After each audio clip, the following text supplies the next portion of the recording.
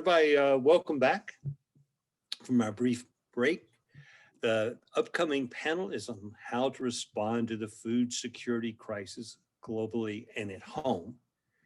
And it's just important to note that we were having a food security crisis before COVID, and that COVID has, if anything, aggravated that. And that's what we're going to talk about for the next 45 minutes.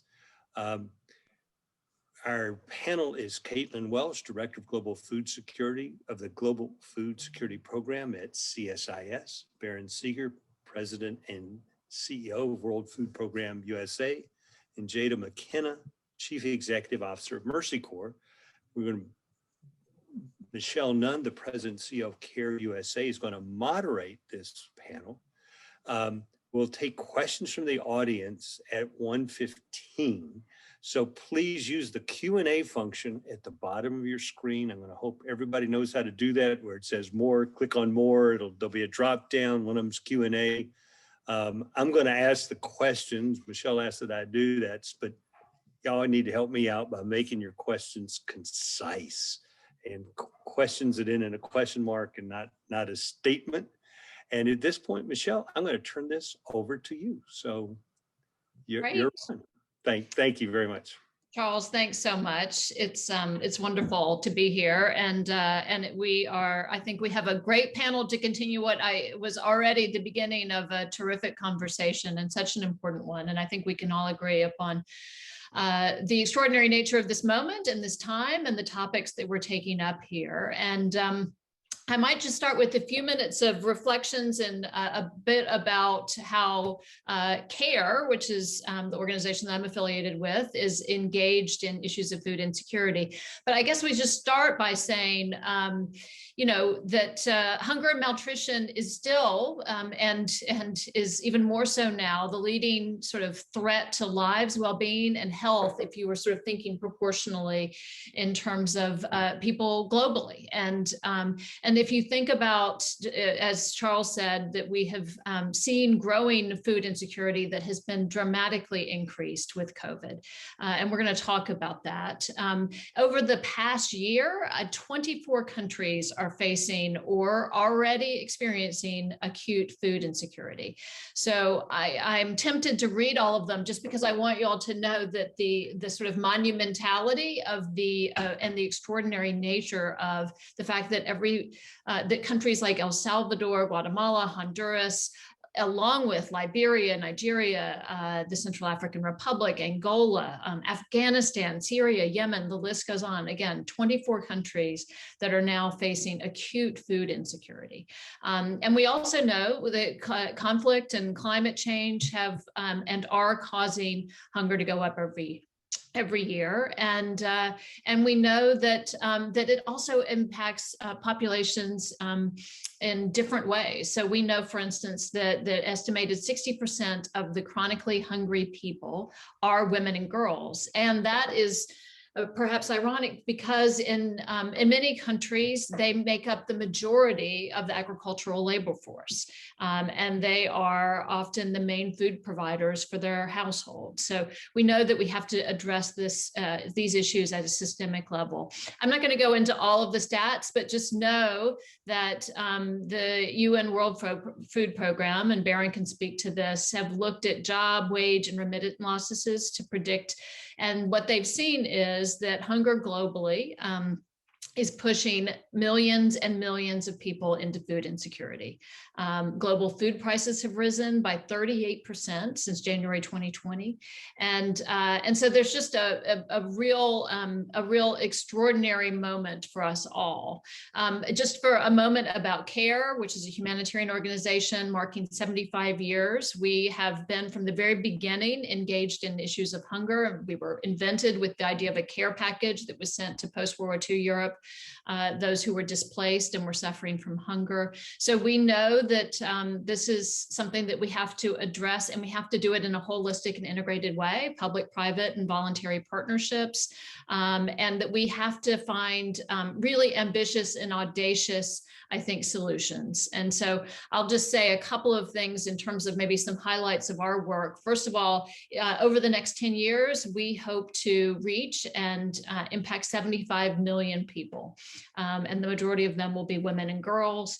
And we work on a lot of different ways, but one of the things that we know is that when we reduce stunting, it has dramatic impacts across the board. And in order to do that, you have to look at food systems, health systems, education, water infrastructure, a whole host of things. So we really do believe in an integrated approach, and we know that we have to involve a lot of different kinds of partners. So CARE has partnerships with, for instance, Pepsi and a whole host of corporate entities that are mutually invested in changing food systems and really improving the livelihoods for especially poor people around the world.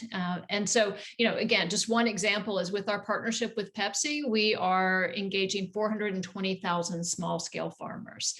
And that's in places like Uganda and Egypt and Peru.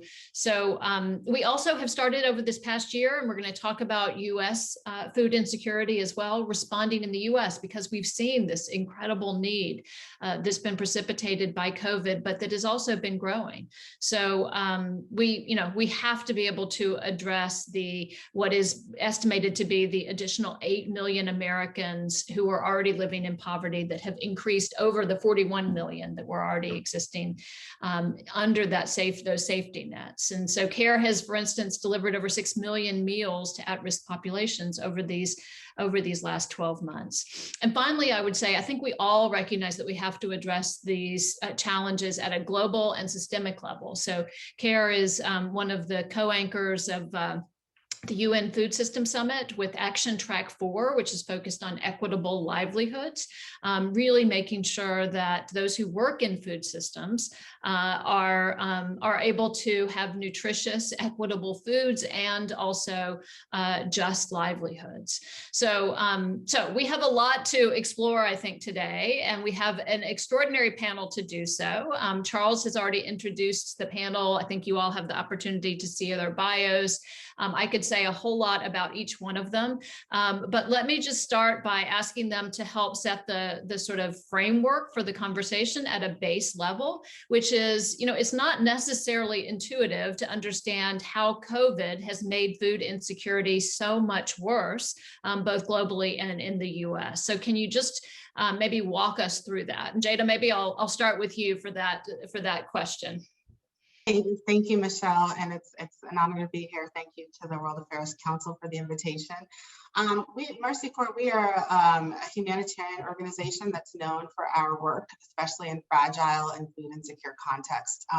We have 5,600 employees working across 40 countries. Many of them are characterized by fragility and conflict. So for people living in places mired in conflict or extreme poverty and on the front lines of climate change, COVID-19 has added to a long list of threats to them to keep hunger at bay, but it's also exacerbated global poverty, gender inequality, as you were talking about, Michelle, and violence, right? You mentioned some of the statistics of the World Food Program. There's like an 82% spike in people at the risk of dire food insecurity from this time last year due to the impacts of COVID-19. You have 114 million people who've lost their jobs due to market disruptions and movement restrictions. Another 141 million people have had reduced hours, leading to huge income losses. The prices of basic staples have been increasing. For instance, in South Sudan, where we work, the cost of a standard food basket increased by 42% over the last year. So, families are going hungry with that between the loss of income and the rise in prices. Global poverty is growing. We are reversing decades of gains. For the first time in 2 decades, the World Bank projects that the number of people living in extreme poverty, which is defined as living on less than $1.90 a day, is increasing, and that it will push an additional 88 to 115 million people into extreme poverty. So the repercussions of this, COVID also pulls at the social fabric, right? People are frustrated with their government. It's very easy to blame other populations. All that increases the risk of conflict in areas where we work and violence. And obviously, as you stated, Michelle, women and girls suffer the most from this. When incomes go down, girls are kept out of school. They are forced to be caregivers in the home, making them more susceptible to being sick themselves. I mean, it just really is something that compounds every other issue that the people we serve have to deal with. Yeah. Well, and I think you so well articulated what are these extraordinary stats that are hard to get your arms around. But if you think about it just from a US perspective, and you think about those first early months when we were in crisis, and that our government was able to invest trillions of dollars to create some safety nets for people, and then think about those countries, low income countries, who cannot do that, and what that means for those who are already perhaps on the, as you say, living in extreme poverty, it is really devastating. Caitlin, anything that you would want to add to that to give us the picture of how COVID has truly changed the nature of hunger around the world? Around the world, actually, I'd actually like to add a domestic lens to this. Yeah, perfect. Yep. Yeah. And Michelle, it's exactly what you introduced this question with which is it's the pathway of impact is job, wage, and remittance losses. Not so much remittances in the United States, but that being the main cause for food insecurity rising around the world. That's exactly what we're seeing within the United States today. So looking at unemployment rates, for example, before the pandemic, unemployment rate was below 4%. It spiked to nearly 15% when the pandemic hit, and now it's still around 6%. So we're still higher than lower than we were at the worst of the pandemic, but higher than we were beforehand. This means that almost double the number of people are unemployed in our country. Simply, it's that being the main impact, main pathway of impact is loss of incomes. And when that comes at a time when there are increase in prices, even if the United States is not experiencing the spike in prices that we see in other places around the world, the double impact of increasing unemployment and poverty with higher food prices is, I would say, the main cause of increased food insecurity in our own country. Yeah. Well, so if you think about it globally and you think about it from the US perspective, Barron, maybe you could also just bringing it down all the way to the life of an individual. We've talked about what this COVID crisis means in terms of hunger, but maybe what is a food insecure person? How do you define that? And what does that actually mean if you were relating to how that impacts a person's life, a family's life, a community's life? Sure, and thank you as well, Michelle. A couple of things I would add to what's already been said. We talked about the loss of remittances. Let's not forget about the school meals, because the number of kids that are displaced, particularly in less developed countries. So the World Food Program right now is really embarking on its largest humanitarian mission ever. We were delivering 16 million school meals before the pandemic. So the World Food Program, and I would also say, by the way, it's important partnerships on the ground, distributing food to now households, because now you not only have to feed the child, but you have to feed the parents. I would say when you think about other effects of COVID, we've talked about remittances, we've talked about soaring food prices, but the one thing I just want to stress, and I think Tjada said this so well, is that we have to remember that the average person is still living on $1.90. So, their wage has not increased, but you've got prices like corn. I mean, think about it in the United States. Prices, now most of what the World Food Program distributes is beans and lentils and wheat and rice and oils. But the cost of transporting, the cost of barges, because the world is now, demands of food, cost of logistics have gone up. I would also just say that the informal marketplace has been what has been most disruptive. So For those of you who've traveled extensively to the field, you've noticed that marketplaces exist. The trade is taking place on the streets, but because of lockdowns, people have been forced back into their homes. And one thing I can tell you, because I've seen it, is that somebody that's living on $1.90 a day, they cannot afford to stockpile items. So they have to go back sometimes at night to do trade, to exchange goods and services, to make sure that they're feeding their families. Michelle, what I would say, what has changed, bringing it down to the individual, is that there are 169,000 people that are facing famine today. Famine-like conditions. We talk about Yemen, South Sudan, and Nigeria, and we've been asked to help feed 120 million people, up from 114 million last year.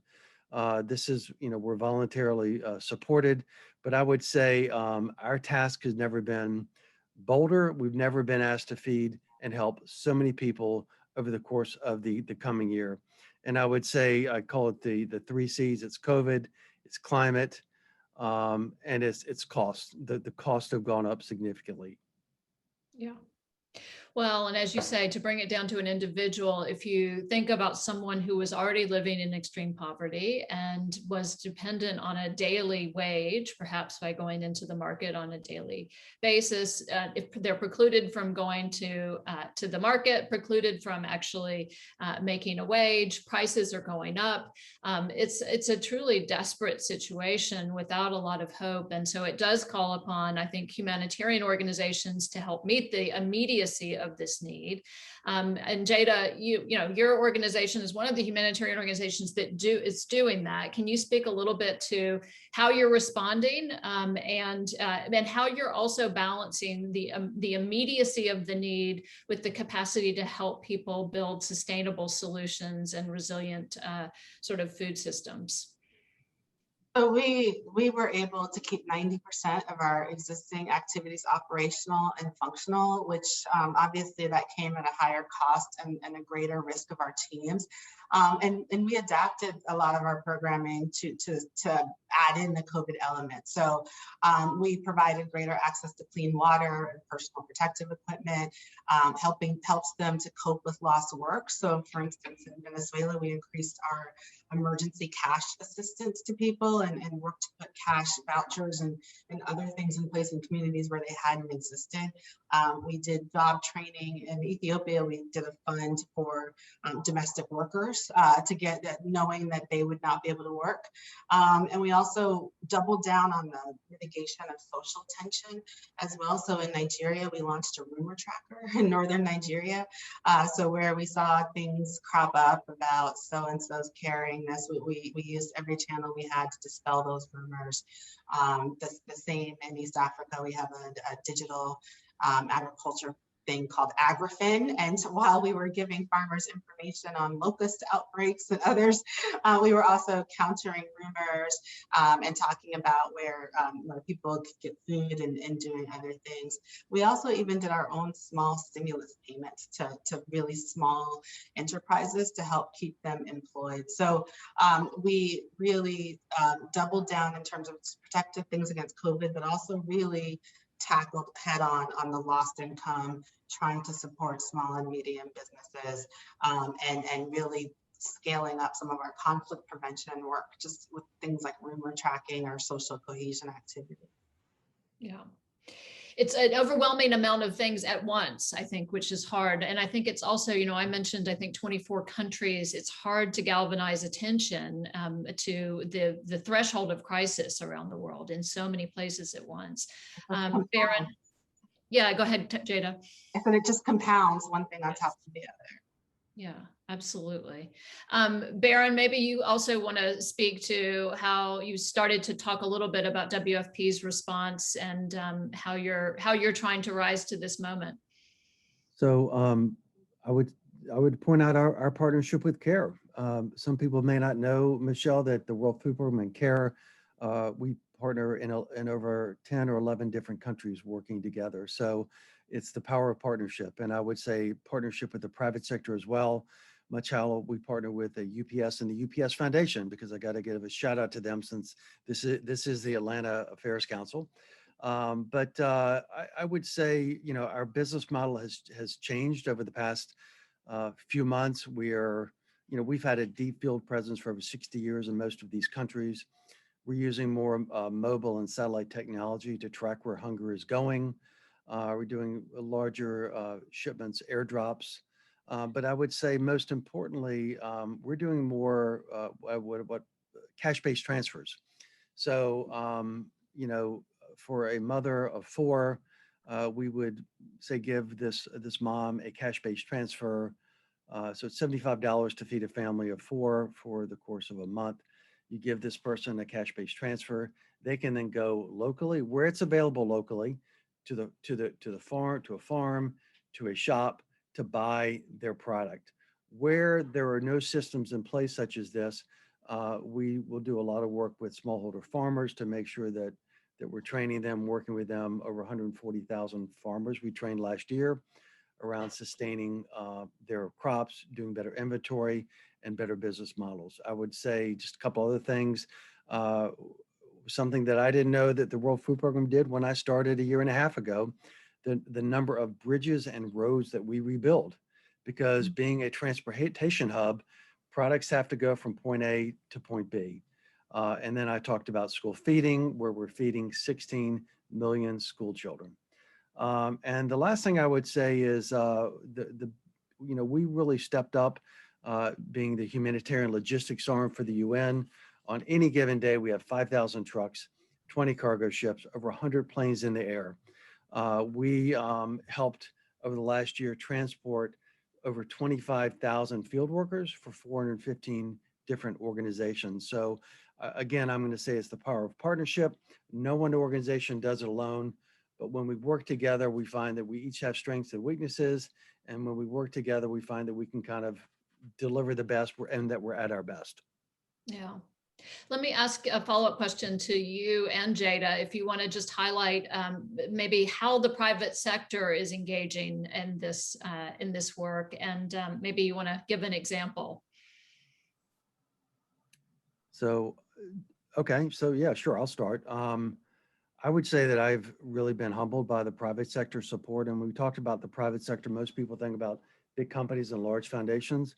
A year ago at the World Food Program USA, we had 25,000 individual donors. Today, we're at 80,000. So what we've seen is that Americans are really, they've heard our calling, that food is an issue around the world, in the US and halfway around the world. I would say that we're very humbled to partner with companies like a UPS, Cargill, and a number of foundations like the Conrad Hilton Foundation. And honestly, one of the coolest partnerships that we've entered into has been with The Weeknd, the artist. He heard our calling. Abel is from, his mom's from Ethiopia, and one of our board members has a direct relationship with him. He made $1 million gift, but what is equally or more important is that he's using his voice to rally people around the world for what is happening in the Tigray region in Ethiopia, to make sure that people know that men, women, and children are suffering, and that we need voices and we need humanitarian support. So I would say that I've been the private sector support's been absolutely unbelievable, and I would say we need more of it. It would be wrong for me not to say we need more of it. Well, we do. And I think hopefully those examples will inspire, whether you're a small donor or whether you have a voice to lift up as a celebrity, or whether you're a small business or a major company. Tjada, how about you? Any examples? Yeah, the private sector, we work with a lot of companies, big and small, that are global and international, and a lot of them kind of added, they really gave even more as they could, and added to their food security programming, which we were very grateful for. There were other companies that reached out to say, how can this technology help? Like, what can we do? And so we were able to meet some new partners. I think the other thing to really note is local private sector in the countries where we work. You know, we saw like small micro entrepreneurs switch their businesses to selling masks right away, to giving things away to their communities, and really supporting each other and staying in business and trying to help their community through it. So this was one of those moments where this crisis has been one of those things where every single entity has had to come together, and they've stood up to the challenge quite well. Well, and I think, as you both said, this idea of a cross-sector collaboration has been incredibly important and will continue to be really important. Caitlin, I wonder if you can speak to your, as a leader around this from a policy perspective, about how you think the public sector, in particular the U.S. government, has done in terms of its response to this moment. Yes, an excellent question. When it comes to our response domestically, overall, I think the response has been very good. And I think that speaks to the fact that this president understands the nature of food insecurity in our country. And this actually predates the pandemic. Back in 2018, he said, we need common sense steps to make sure that families can pay for food and address factors that compound food insecurity among Latino and African American communities. So he understood the root causes of food insecurity in our country even before the pandemic hit. With the American Rescue Plan, a lot of common sense steps to address food insecurity, including through improving SNAP and WIC programs. I maintain that all other forms of benefits that were enacted through the American Rescue Plan, from eviction protection to stimulus checks, and especially the child tax credit in the United States, all ultimately go toward improving food insecurity in our country. I even looked to the proposed American Jobs Plan with talk about improving the care infrastructure in the United States. We were talking about how food insecurity is worse among women than in men. Certainly anything done to improve incomes among women will ultimately improve their food security and food security for their families. I will say one place that I'd like to see improvement is coordination across the federal government. I think that USDA does a fantastic job with the programs that they administer.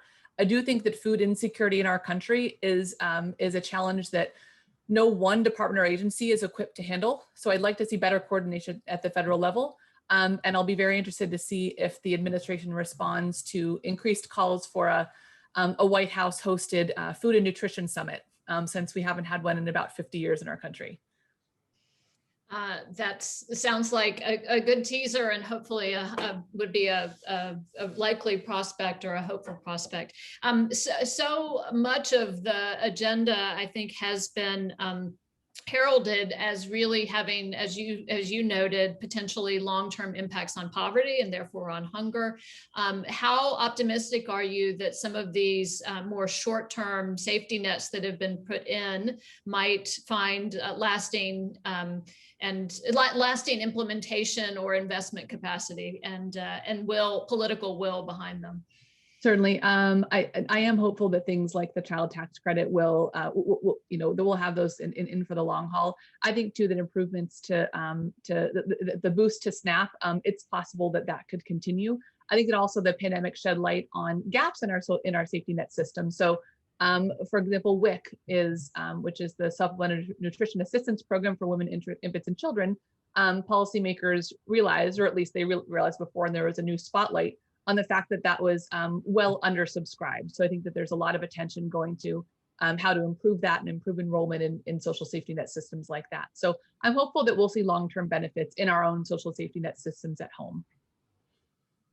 And maybe for any of you who might want to tackle this question of U.S. policy as it relates to global food insecurity, and maybe any lessons that we've learned, for instance, in the 2007, 2008 global food price crisis, and maybe what distinguishes this moment and what should we be carrying forward in a different way as we move into the realm of if we were influencing policymakers and advocacy.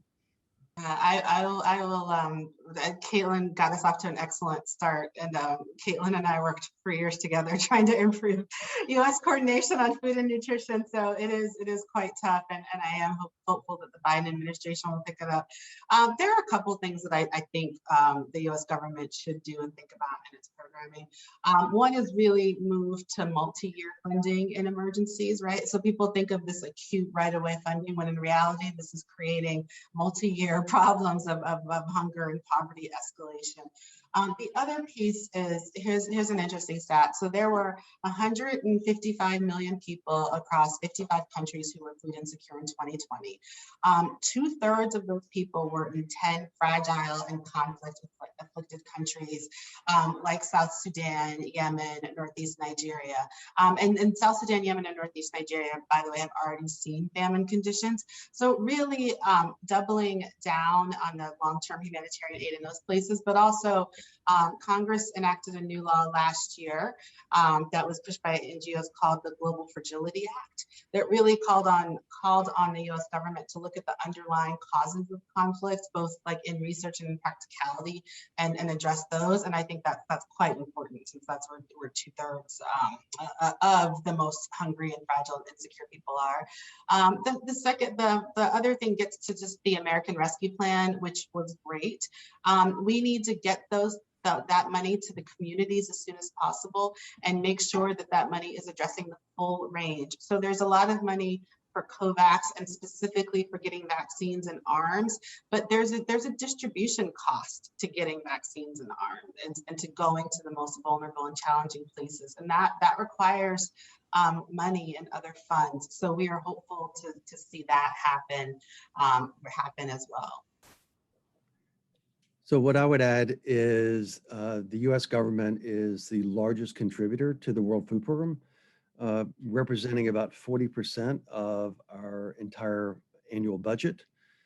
And then we also have a really robust commodities program. I believe last year we purchased 1.25 million tons of wheat in the Midwest of the United States. What I would say is that, I feel that we have a moral obligation to feed people around the world. And for those that don't believe we have a moral obligation, I would say that there is an economic reason. When you think about stability, when you think about school feeding, everybody wants moms and dads, they want their kids to have an education. And so I would just say for school feeding, incredibly important because it allows young people to get an education. And on a national security level, we talked about conflict. There's so much conflict in the world right now. And sometimes it makes delivering food so difficult. But I would say that conflict drives hunger and hunger drives conflict. So food is looked at as a nonpartisan issue, but I would say that when the World Food Program was the recipient of the Nobel Peace Prize this year, the reason that it went to the World Food Program was because of our ability to reach the most vulnerable in terms of conflict and reaching across all borders. We're a non-political organization, as all UN organizations are. But again, I would just say there's a moral obligation. There are economic benefits that are just so strong for feeding people, particularly young people, and there are national security implications. I'm going to Honduras in a couple of weeks, and Guatemala. I know, Michelle, you've been there a number of times, and what I would say is, when I went to Honduras and Guatemala a few years ago, most of the reason people were leaving was because of lack of jobs and violence. And now you have food and inflation as one of the top 3 contributors. So I think that when we provide people opportunity and food, the likelihood that they will not feel so desperate to leave, in some cases will be solved. We have to solve the issue of poverty, and we have to solve the issue of famine. Caitlin, anything you want to add? Yeah, I'll just add that what I'm expecting is that when reports come out about food insecurity in 2020 domestically and globally, the UN report and USDA reports, I wouldn't be surprised if we see the highest levels of food insecurity in the United States and around the world at the same time. The last time there was a global food crisis, the last major global food crisis was 2007 to 2008. Fortunately, that didn't affect us at home. So this is really a unique moment that the United States is stepping up to address food insecurity of this level in our own borders and around the world. I sincerely hope that the administration doesn't conceive of these things as either we look at it domestically or globally, because they really do go hand in hand. I think that in order to lead globally, we really need to show that we are addressing our problem within our own borders, which I think that, in keeping with our conversation, I think that at this point we are. And I think that the administration is signaling that it understands that global food insecurity can affect us at home as well. So for example, with Vice President Harris noting that food insecurity and hunger in Central America are among the factors that are pushing increased migration. So I'm hopeful that we'll be able to, to address both at once. Michelle, Well, can I add something? Yeah, please, Barron. So just real quick, I would say, today on this call, for example, we have a young intern by the name of Josephine, and we need young voices. We need young people to care and step up and use their voices and use their social media.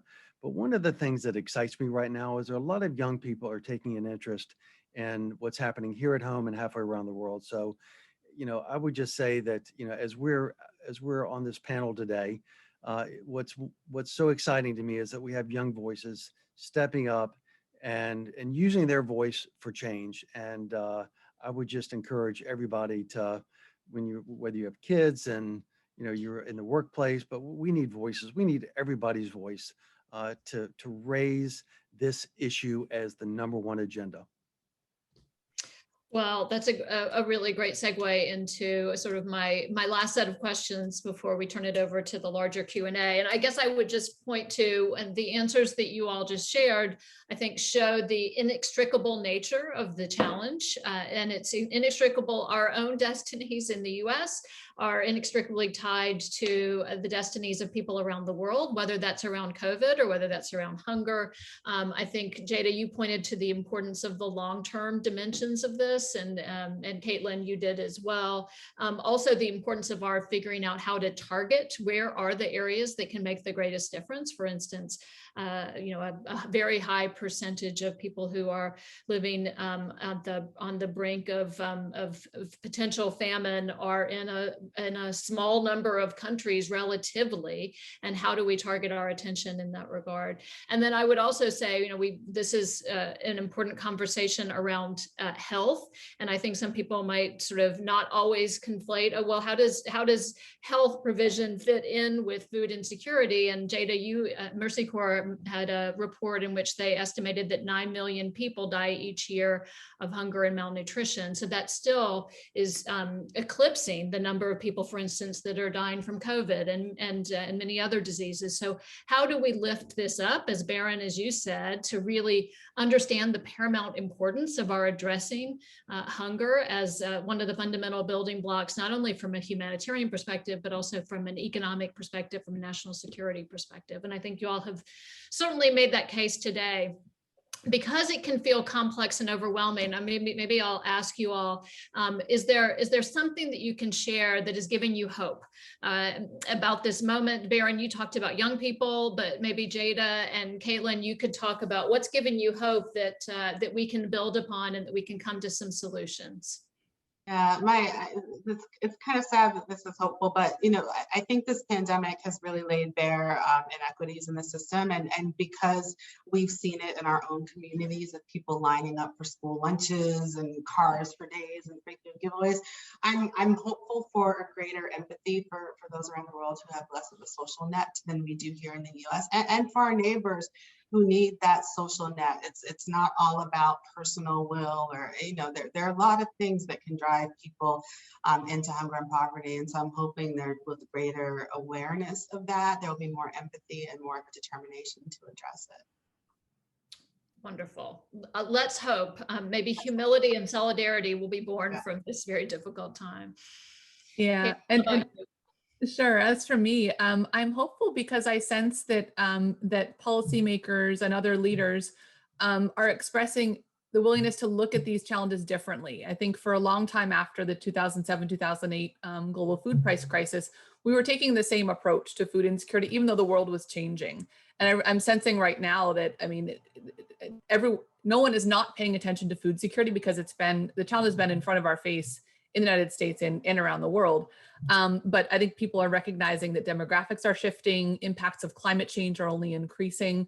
So I'm hopeful that we have some not only renewed attention, but novel approaches as well. Absolutely. I do think you're right. I have the sense that, and maybe it's born from what we've seen, the inequities laid bare, the enormity of the challenges. But I hope that that leads us to a different level of both perhaps creative policy making and also maybe real commitment to some of the social justice issues that are before us. Barron, you talked about young people, and maybe you want to expound upon that or on something else in addition. What I would remind everybody is that we had years of decline in malnutrition and hunger, and so we've done it before. And I would say what gives me hope is every single person I meet when I'm in the field, because they have hope. They have hope that their lives are going to get better. Every mother I've ever talked to has hope that her child is going to have access to education and a meal and an opportunity. And so that inspires me. Yeah. Well, so then finally, maybe one last call to action from each of you. Is there any call to action to policymakers, advocates, or to volunteers that you'd want to make to build upon both that hope, but also the imperatives that are before us? I guess my call to people is to reach out to their policymakers and tell them that these issues of global development are important to them too, and to within their local communities. I think there was a lot of backlash to money going to other countries in the American Rescue Plan, and I hope that people can use some of the insights that they're gaining from this convening today to explain to people how the importance of looking at the global community, and especially in this pandemic, like we're not safe until everyone is safe. And building on that, my call is for policymakers, building on one thing I just mentioned, which is impacts of climate change. I hope that policymakers come to have a more sophisticated understanding of the impacts of climate change on food security. It's not just that climate change reduces agricultural yields, many ways through which climate change affects food security. So that's one thing that I hope policymakers ultimately address. And the second thing is all of your organizations operate well and have come to understand that acute food insecurity exists in many different settings, rural and urban, for example, and the long-term food security community hasn't adjusted in that way. So I hope that that for the community that addresses long-term needs, that they also, like your organizations, learn to operate in urban areas as well. Terrific. And Michelle, one thing I would add is you've got some wonderful people on this call today. And our goal is to make sure that whether we're going to lunch after this or dinner, is that we have a conversation with somebody. Talk about one thing that you learned today and share it. Ultimately, everybody heard something that inspired them today. And we have an opportunity to take this information and share it, whether it's through your social media channels, with your kids, with your spouse, your husband, your partner. A great opportunity. Just don't let today's event go without an opportunity to have a conversation with somebody tonight. Wonderful. Well, I think you all have done a terrific job of, first of all, framing the challenge before us, how it fits into the Global Health Summit, how it fits into to this moment, and how we've been, as you said, we both have the hopefulness of knowing that we can see food insecurity go down, but that we have seen that trend going in the wrong way over the last couple of years, that has been, that we really have regressed in significant measure over this last year with the pandemic, that we have to be able to equitably vaccinate the world in order to really move through this crisis that will continue to I think to have a huge impact if we don't, and that's both for the US and for the world. I think you've also heard a really eloquent set of both hopeful solutions to build upon, but also actions to call upon, and whether that's making sure that over your dinner date tonight that you share something that you've learned and maybe expound upon this both challenge and opportunity opportunity, or whether that's talking to your policymakers and ensuring that they know how important it is for us to address this both here at home and around the world, and over the long term, that these are sustainable solutions that we need to seek, and that we need to find ways of addressing the immediate crisis at the same time that we're building the resiliency of communities over the long term for food security. So with that, Charles, I'm going to hand it back to you and let you invite the audience to ask this extraordinary panel for any reflections and additional insights. But huge thanks. We have a group of people here. Hopefully you've learned not only from their words, but also been inspired by the work that they're doing that is so important at this moment, and that is, saving lives and really helping us to achieve greater justice as we move through this time. Thanks, Michelle. And I want to thank the panel for speaking in sound bites that are quotable. I think that's a remarkable skill. So I want to thank y'all for that. Got a bunch of questions here and some more are coming in. I'm not sure exactly who to direct it to. Let me start with the first one is a lot of U.S. farmers are shutting down their farms. How can excess skill retiring farmers, how can that skill and knowledge be transferred to assist countries around the world?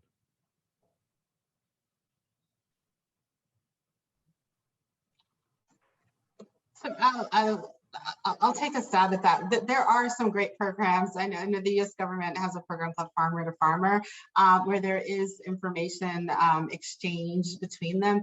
A lot of times, especially when you're talking about places farther away from the U.S., like in Africa, there are different pests, different farming conditions, and lots of different, it's not necessarily always the knowledge, it's also about what's available locally in terms of seeds and other policies that help them access markets.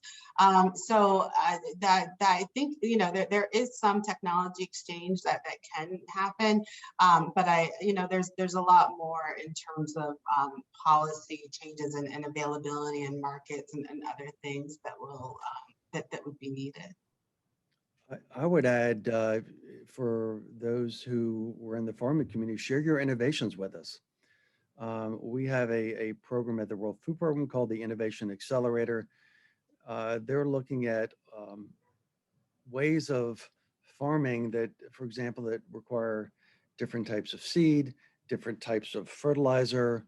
H2Grow, which is, how you can grow crops without water. So I would say, for us, it's if you've discovered something that you think worked on a farm, that particularly as we're looking at climate change, drought, and heavy rains, we'd love to hear about it.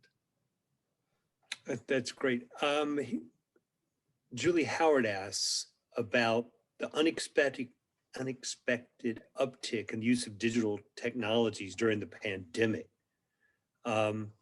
How has this changed both the business models of your organizations, but also how can we take advantage of that to help people around the world who are suffering from food insecurity? Yeah, it's undoubtedly changed our business model. We have really expanded the use of the digital means to both our project participants and amongst ourselves. My hope is that long term that will allow us to access more people, that will be able to get more data and real-time feedback in the programs that we service. And certainly things like cash, which you can do through vouchers and electronically, and other banking things. I hope it will increase people's comfort with other digital technologies that we can then use going forward, like digital currencies or other things. Well, I would add that, cash-based transfers, one of our, we distributed $2 billion, the World Food Program did, last year for cash-based transfers. And a lot of these are done on your phone. And so, this digital currency has saved a lot of lives, and the feedback we get has been nothing short of extraordinary. I would also say that for smallholder farmers, we're developing apps that allow them to take their products to the market. And then just through our school feeding program, most of our school feeding programs are the product is procured locally in the market. So cash-based transfers, again, lets the family decide where they buy their produce, their products. It's one of the most visible programs. And when you think about $75 can feed a family of four, it is the most workable solution we have right now, and one of the most innovative ones using your telephone. And let's remember, in less developed countries, a lot of people pay $1 a month for a cell phone. I don't want to tell you what my cell phone bill was last month, but it's not as expensive in most of these less developed countries. But I'd like to build on that, if you don't mind. Sure. And this isn't necessarily about the way that my own organization operates or my own program operates, but looking at the desert locust crisis in parts of Africa and the Middle East, it's the increased use of digital technologies that enabled better monitoring that ultimately led to the quelling of the plague there. And it's not just using cell phone technology, but reducing the transaction costs. That's something that the FAO adopted and helped implement across a number of countries. And in the longer term, I think that there are a lot of benefits to that widespread technologies, both getting information from the ground so that policymakers can use it, but also taking information from governments and sending it to the ground immediately. And not just about issues concerning agriculture or food security, but also things related to COVID and other things that the public should know about. So hopefully things like that will continue to be used. Okay, I got a bunch of questions, and so I'm going to look for one answer to each question, and I guess these are toss-ups. Whoever's most aggressive gets to answer. This is from Matthew Piper. When looking at nutrition through a DEI lens, how can addressing food insecurity help build equity in healthcare and in life?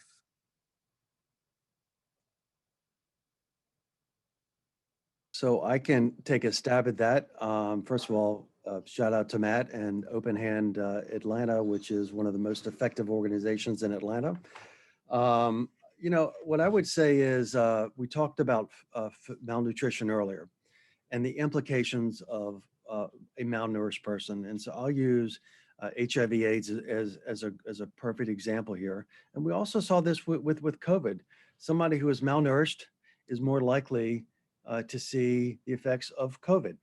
So malnourished men, women, and children are more susceptible to disease, whether that disease is HIV or whether that disease is malaria. But I would say that a malnourished person, a malnourished child as an example, is less likely to get sick. The other thing I'll say is that in most cases, when households don't have food, it is the young girl who is sent out to try to get food. And so it also, it helps us reduce the number of the trafficking, exploitation, child labor. It cuts down on those other equity types of issues. Okay, that's great. Iman Ali asks, how do your organizations prevent the spread of COVID-19 within the communities where there are food distribution programs? Those communities often don't have access to masks and the sort of things that would protect individuals when they go to markets, when they go to the places where foods are being distributed. I think we all have pictures to share of spacing people at food distribution points and kind of having the markers on the ground where people could stand, where we do have PPE available to people. Obviously, we do provide masks and other things, but a lot of it is just better planning in terms of spacing and timed distributions and other logistics to just prevent it from being a crush of people at one time. Ramana Anam Raju asks, how do you promote self-sufficiency where people are growing their own foods? Is that a reality? Is that a possibility, particularly where climates are marginal for crops? So I'll try this one, and then I'll turn it over to Michelle because I saw Michelle reach in. So what I would say is with the right crop, it becomes more sustainable. So there are certain crops that are more that are less heat resistant. So there's an orange maize, cowpea. So I think that if we could do a better job of training people the right crops to farm, and also using irrigation systems, that whether it's locally through collecting rainwater harvesting, but I would say doing inventory and making sure that the right crops are being planted. Caitlin, this is my question for you. I apologize to the audience, but Michelle in her intro talked about climate change, and all of you nodded like you know that farms on the edge of climate change are the ones that are most impacted. Can you talk about that? Is that a reality? How widespread is that? How much is that an issue worldwide? Just jump in for 1 second, just to make sure that then I want to ask Tjada and Caitlin and Barron to speak to this. But I do hope that part of what we can tease out here is that there's both emergency response. So how do we ensure, for instance, that people have cash that enables them to get through a crisis, and that could be precipitated by COVID, for instance, in this instance. But also, if you can imagine, people are suffering multiple crises at the same time. We just had a report from one of our leaders in the DRC. And if you think about the DRC, our staff and teams and hundreds of thousands of people are fleeing a volcanic eruption. They've had decades plus of conflict. They are now the country that has the highest percentage of food insecure people in the world. They've been dealing with Ebola and now COVID. And so imagine all of that layered upon layer upon layer. And so I do think that we have to focus on how do we get people through crisis, but that very much, I think, integrates into how do we build their resilience for the long term, in the mid and the long term. And I think increasingly all of our approaches are keeping in mind both emergency response, but also sustainable resiliency. And so as Tjada, Caitlin, others talk about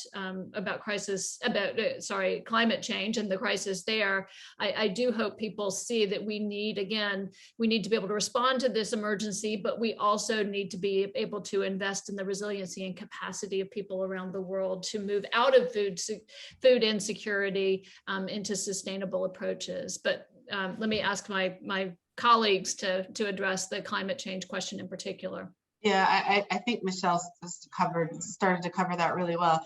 I would say, in fact, the smallholder communities that we work with were the first to see climate change, right? They were talking about it. They were seeing different rain patterns, certain things not blooming when they were supposed to, different things coming up. So they're very acutely aware of this situation and how it's affecting them.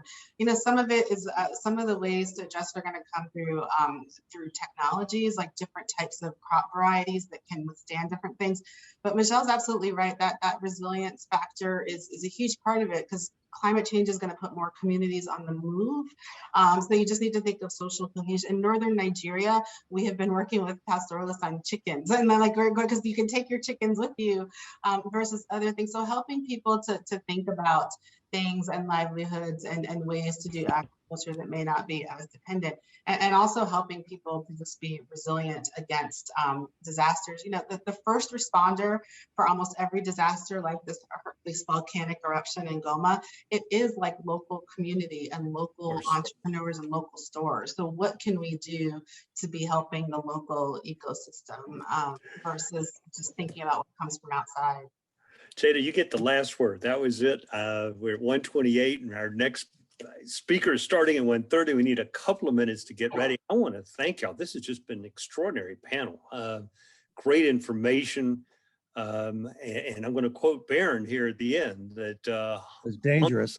Hunger creates conflict, conflict creates hunger. So you've got that cycle that you really have to deal with. And I appreciate it. We have all learned a tremendous amount. Thank you so much, Barron, Tjada, Caitlin, Michelle. Thank you for moderating this panel. This has been terrific. Everybody, come back in 60 seconds. We're going to start again. Okay. Thank you all very much. Thank you.